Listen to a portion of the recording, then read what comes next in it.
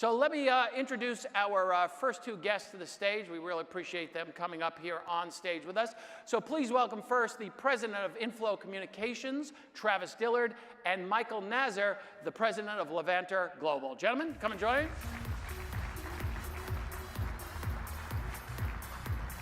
Hey, Travis.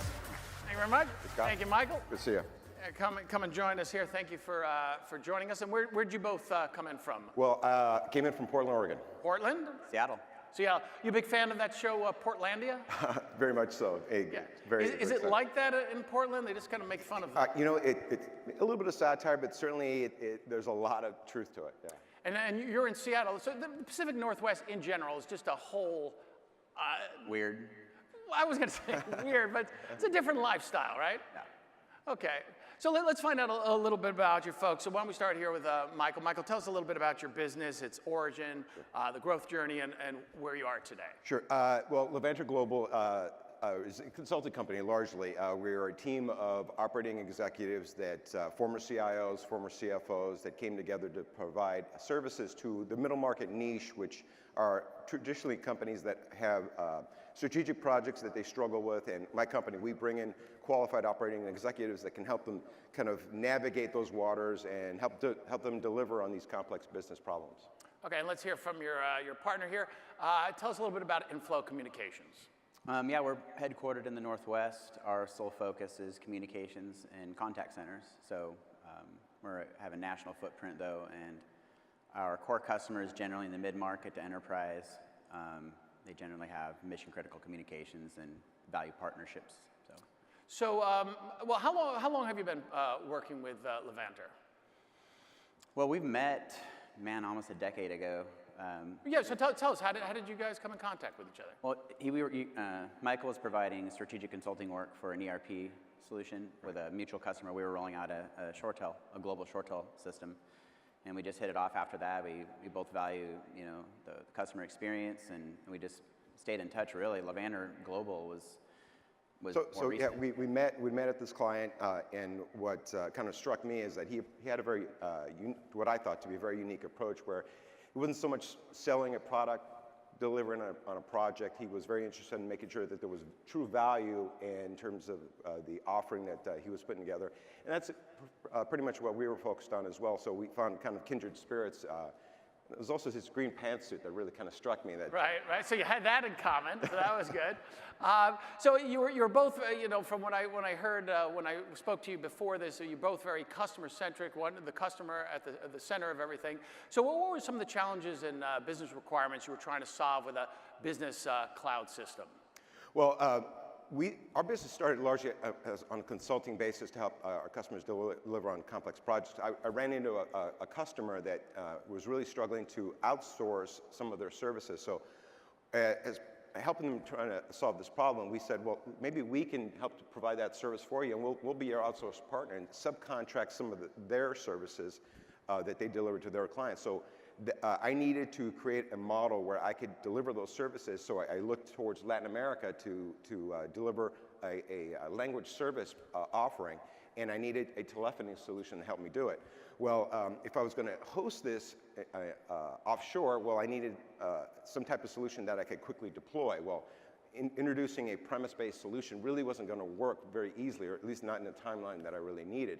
So you know, pulling my buddy Travis into the conversation, he was telling me more and more about a cloud offering. I said, really, you can do that? And the conversation, one thing led to another, and we architected this thing that we spun up very, very quickly in a very small way and with relatively small amount of investment. And I said, well, what happens if this thing really takes off? And he goes, well, that's the beauty of this thing. You can start small and then grow, and that's pretty much what happened. And so, Travis, you was open to a cloud solution. How did you approach it? Well, at the time, we were actually wrestling with the whole concept of offering UC as a service, and I met Chris Berge, who stopped me promptly. We were looking at building something out on our own, and got me introduced to the cloud solution, and it made a lot of sense for these guys because Michael started out very small, but I realized the business concept was pretty incredible, and the growth was going to be staggering, and so he needed something, again, below CapEx investment, and something that can grow rapidly, and that, I mean, case in point, you know, 10 to 400 seats, you know, that's where we're at now in a very short period of time. it made a lot of sense. So Michael, how did Travis and Inflow guide you through this process, and what type of value did they provide in the entire sales process? Well, certainly in helping us to configure and architect it was at the very beginning of it, also trying to understand how we could train our staff in using it, because we used almost every facet of the offering, including a physical headset device, a soft phone, a variety of different permutations in terms of how the thing could be configured, and all with the guidance of Inflow. And then that kind of led us into really kind of exploring the rich feature set that the product offered, and that included using the barge feature for one thing. When you have an offshore organization and you have a number of people that are all engaging with customers each and every day, it's important to kind of assess and manage quality. And it's very difficult to do unless you're literally standing right behind the person. But the feature set within the cloud solution allowed us to kind of engage, participate in the delivery of the service, listen in, coach, and adjust anything that we needed to do to make sure that our quality was always high and that the capabilities of our staff was always kind of going up. So that feature just kind of fell into my lap, at least, and Travis kind of introduced us to it. So, I mean, I know that feature is important. What would you say is the ShoreTel Cloud feature? What's the most important?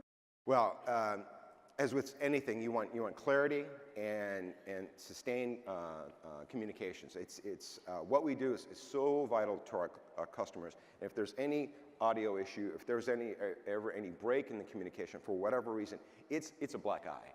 So it's in some respects maybe boring to say, but clear and constant and sustainable service is paramount to our business. And we architected a pretty decent MPLS circuit. We paired directly with ShoreTel's data center and brought it into Latin America. So the uptime and quality is pretty pristine. Vital. Yeah, it works great. Right, and so I know you travel a lot. You're an international traveling man. So what ShoreTel Cloud features are most important to you personally?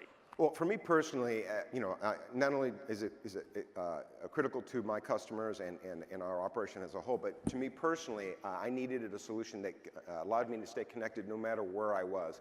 And the mobility capability of the cloud solution was something terrific that I could install on my own personal smartphone device. And no matter where I was, as long as I had some type of Wi-Fi or data connection, I was able to receive and make phone calls just as if I was at my desk here in Portland.